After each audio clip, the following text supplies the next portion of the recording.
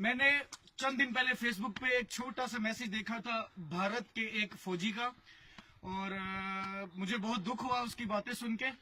मैं सिर्फ एक दो बातें कहना चाहूंगा मोदी सरकार साहब से और वो जवान से। एक तो आपको खाना पूरी तरह मिलता नहीं है और आप चले पाकिस्तान के साथ मुकाबला करने के लिए और पाकिस्तान को नेस्तो नाबूद करने के लिए।